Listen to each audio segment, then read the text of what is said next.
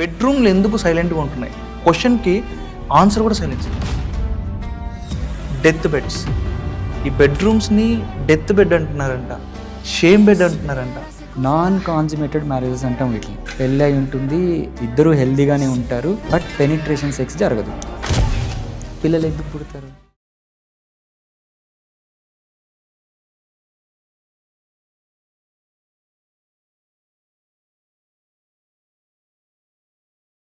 ఈ బెడ్రూమ్స్ని death bed అంటున్నారంట, షేమ్ బెడ్ అంటున్నారంట. అంటే మోస్ట్ ఆఫ్ ది పీపుల్ ఎవరైతే ఉన్నారో వాడు అండర్ పర్ఫార్మెన్స్లో ఉన్నాను అనుకొని వాడు అనుకుంటాడు అక్కడికి క్లోజ్. ఇంకొంతమంది కంపేర్ చేయడం వల్ల అదొక షేమ్ బెడ్గా మారుతుంది. సో ఇంత అంటే వాట్ వి కాల్ దిస్, అంటే నీకు చెప్పడానికి మాటలు కూడా రావట్లేదు ఇది. అంటే ఇలాంటి సిచ్యువేషన్స్లో కూడా మన దగ్గరికి వస్తారా పీపుల్? కళ్యాణ్, ఈ సినారియాలో ఒక కేస్ స్టడీ నేను షేర్ చేసుకుంటా. సో ఒక అబ్బాయి, యంగ్ కుర్రాడు, 24 ఇయర్స్, మ్యారేజ్ అయింది, రీసెంట్గా మ్యారేజ్ అయింది, లైక్ 1.5 month అయింది. సో అది హనీమూన్ పీరియడ్ కదా, యూజువల్లీ పెళ్ళైన 2 years వాళ్ళకి హనీమూన్ పీరియడ్ ఉంటుంది. సో ఆ అబ్బాయి ఏంటి అంటే వాళ్ళ తమ్ముడిని తీసుకొని వచ్చాడు. తమ్ముడిని తీసుకొని వచ్చేసి ఏడుస్తున్నాడు. సార్ నాకు చనిపోవాలంటే, యాక్చువల్లీ మనం ఏమనుకుంటాం, యూజువల్లీ ఏడుస్తుంటే కొద్దిగా డిప్రెషన్ ఉందేమో, యాంగ్జైటీ ఉందేమో, దాని గురించి క్వశ్చన్స్ అడుగుతుంటాం. ఎందుకంటే తమ్ముడితో వచ్చాడు ఆబ్వియస్గా. సో తమ్ముడిని బయట వెళ్ళమన్నాడు, కొద్దిసేపు 1-to-1 మాట్లాడుకున్నాం. 1-to-1 మాట్లాడితే అతను ఏమంటాడు అంటే, సార్ మాకు పెళ్ళైంది కానీ ఇంతవరకు కలవలేకపోతున్నాం సార్ అంటాడు. సో ఫస్ట్ అక్కడి నుంచి స్టార్ట్ చేసి అతను ఏమంటాడు, సార్ నేను ఇంతవరకు నాకు 1.5 month అయింది, నేను కలవలేదు సార్ మా ఆవిడతో అంటే. సో ఒకసారి యాజ్ అ కపుల్ రావచ్చు కదా మాట్లాడదాం.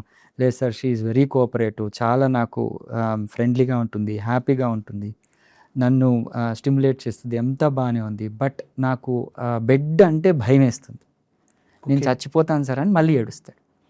సో అతనికి అంటే మనకు వినడానికి ఇబ్బందిగా ఉండొచ్చు, death bed, silence bed, shame bed అని, బట్ అతను బెడ్రూమ్ చూస్తేనే భయపడుతున్నాడు. సో శోభనం వాళ్ళు ముహూర్తాలు చూపించి 3 సార్లు పెట్టించుకున్నారు, శోభన ముహూర్తాలు. ఎందుకంటే దాంట్లో ఏమన్నా టైమింగ్స్లో ఇబ్బంది ఏమో అలా. అయినా చివరికి ఇబ్బంది పడుతున్నారని ఇంట్లో చెప్పలేదు, డైరెక్ట్గా తమ్ముడిని తీసుకొని నాకు వచ్చి తమ్ముడిని బయట పంపించి అప్పుడు అంట. సో అన్నీ ఎగ్జామిన్ చేశాము. సింపుల్గా మీరు అనింది ఏంటి అంటే డిప్రెషన్ విత్ సెక్షువల్ ప్రాబ్లమ్స్, అంటే సైకోసెక్షువల్ ఇష్యూస్ అంటాం వీటి. సో అతనికి అంటే మైండ్ రిలాక్స్ చేయాలిగా, ఎప్పుడు నేను చేయలేనేమో, బెడ్ చూస్తే భయం, అమ్మాయితో మాట్లాడితే భయం, నేను నా పరిస్థితి ఏంటి, అమ్మాయి పరిస్థితి ఏంటి, ఫ్యూచర్ ఊహించేసుకుంటారు. సో ఫైనలీ అతని డిప్రెషన్ని ట్రీట్ చేయాల్సి వచ్చింది. పర్ఫార్మెన్స్ యాంగ్జైటీ అంటాం, అతనికి బయట బాగానే ఉంటున్నాయి, అంటే యాక్చువల్లీ మ్యారేజ్కి ముందు కూడా సెక్షువల్ యాక్టివిటీ ఉండింది, ఆ అమ్మాయితోనే హ్యాపీగానే ఉన్నారు. బట్ పెళ్ళైన తర్వాత ఏంటి అంటే ఒక మిత్తులోకి వెళ్ళిపోయాడు, నా పర్ఫార్మెన్స్ పెరగాలి, రైట్, ఆ అమ్మాయి సాటిస్ఫై కావాలి, ఇంతకు ముందు కన్నా బాగా చేయాలి అన్న థాట్లో వచ్చేసి అతనికి ఎరెక్షన్సే రావు. బెడ్ మీదకి వెళ్తేనే ఎరెక్షన్స్ రావు, మెత్తగానే ఉండిపోతుంది సార్, నేను ఇంకా పనికిరాను సార్, నేను చనిపోతాను సార్ అంటాడు.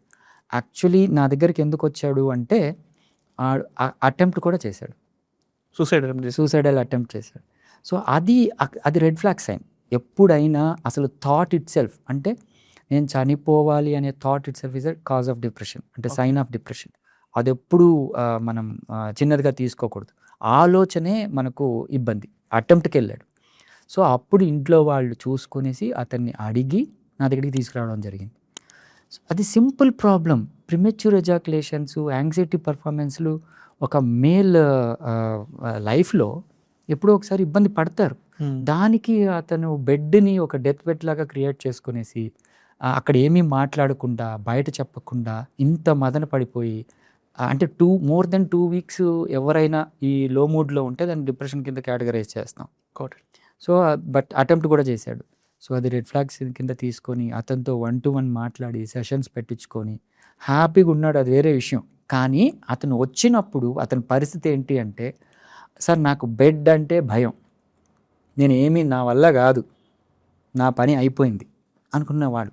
సో దీనికంతా కారణం ఏంటంటో బేసికలీ అతనికి సెక్స్లో అవగాహన లేదని చెప్పకూడదు. బేసికలీ అతనికి యాక్టివ్ ఉంది, is very active even before marriage. అక్కడ లేదు, దాని అవగాహన లేమి అని చెప్పలేం. బేసికలీ సెక్స్ ఎడ్యుకేషన్లో ఈ ప్రిమెచ్యూర్ ఎజాక్యులేషన్లు, ఎరెక్టైల్ డిస్ఫంక్షన్స్, పర్ఫార్మెన్స్ యాంగ్జైటీలు వస్తాయి. ఇవి మనం డిస్కస్ చేయం, ఫ్రెండ్తో కూడా మాట్లాడడం, పార్ట్నర్తో కూడా మాట్లాడడం. డాక్టర్ దగ్గరికి రావాలంటే భయం, డాక్టర్ దగ్గరికి వస్తున్నాడంటే ఇంకంతా అయిపోయినట్టు కదా, ఫైనలీ ఎప్పుడు డాక్టర్ దగ్గరికి వెళ్తాం, నాకు ఇబ్బంది. సో ఆ మిత్తులో ఉండిపోయి ఒక ప్రొఫెషనల్ హెల్ప్ తీసుకోకుండా డైరెక్ట్గా డెత్ బెడ్ చేసుకోవాలన్న ఇబ్బందులు పడ్డాడు. Finally of course he is happy. నేను ఈ విషయాన్ని ఎందుకు చెప్తున్నాను అంటే, ఇలా నాకు రోజుకి ఎన్ని కాల్స్ వస్తాయో మీకు తెలీదు. ఓకే, సో ఇలాంటి మిత్తులో ఉండి జనాలు సూసైడ్ వరకు వెళ్తున్నారంటే దయచేసి మీ అవగాహన సదస్సులు కొద్దిగా పబ్లిక్లోకి తీసుకెళ్ళేటట్టు చూడండి. సో అదే అవేర్నెస్ కోసమే ఈ కాన్సెప్ట్ని డిజైన్ చేసుకున్నాం సార్. ఈ క్వశ్చన్ అడుగుతాం తప్పుగా అనుకోపకండి, అంటే చాలా మంది తప్పు ప్రశ్నలే అడుగుతున్నావు, పర్వాలేదు అడగండి సార్.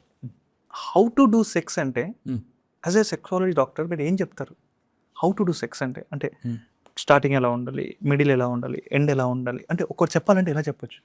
ఇది మన కాన్వర్జేషన్ లాగా కాకుండా సైంటిఫిక్గా వెళ్తే బేసికలీ మేల్ సెక్షువల్ సైకిల్ అంటాం. అంటే ఒక మేల్కి డిజైర్ వచ్చినప్పుడు, అంటే ఒక పోర్న్ చూసినప్పుడు కానీ, అమ్మాయి పక్కన ఉన్నప్పుడు కానీ, సెక్స్ చేయాలన్న కోరిక ఉన్నప్పుడు కానీ, ఆ డిజైర్ ఇంప్రూవ్ అయినప్పుడు అంగస్తంభన ప్రారంభమవుతుంది. దీన్ని ఎరెక్షన్ ఫేజ్ అంటాం.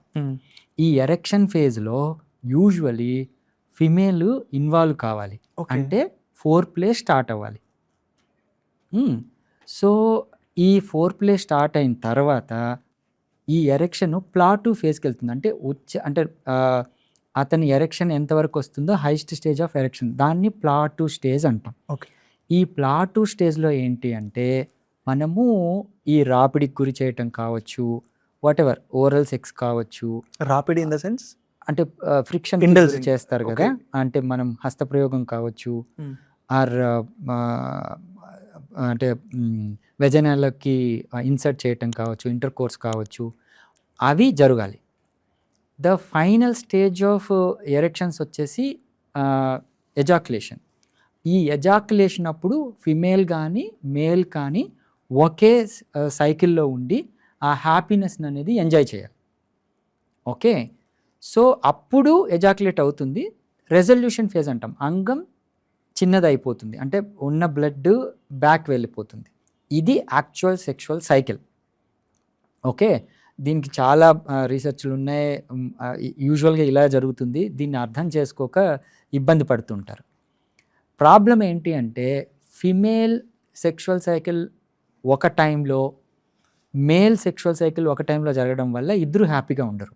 ఓకే, ఇది తెలీదు జనాలకి. అంటే మేల్కి ఎరెక్షన్స్ వచ్చిందంటే డైరెక్ట్ ఇన్సెషన్ అనుకుంటారు, అలా కాదు. బేసికలీ మనం ఈ ఎరెక్షన్స్ని ప్రొలాంగ్ చేసేది ఈ షాక్ థెరపీస్ కానీ, ప్రిమెచ్యూర్ ఎజాక్యులేషన్స్కి ట్రీట్మెంట్, కీగిల్స్ చైర్ అన్నాం కదా, అంటే ఈఎంఎస్ చైర్స్, ఆ ట్రీట్మెంట్స్ కానీ ఎందుకు ఇస్తాము అంటే ఈ ప్రొలాంగ్డ్ ఎరెక్షన్స్ కోసము, ఈ ప్రిమెచ్యూర్ ఎజాక్యులేషన్ ట్రీట్మెంట్స్ కోసం ఇస్తాం.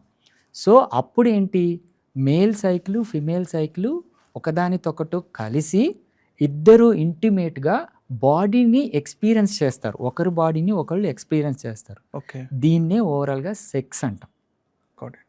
సో ఆ సెక్స్లో ఎటువంటి ఇబ్బంది వచ్చినా ఓకే, ఇద్దరు ఆ సైకిల్ని కంప్లీట్ చేసుకోరు, ఈవెన్ మేల్ పార్ట్నర్ కానీ ఫిమేల్ పార్ట్నర్ కానీ.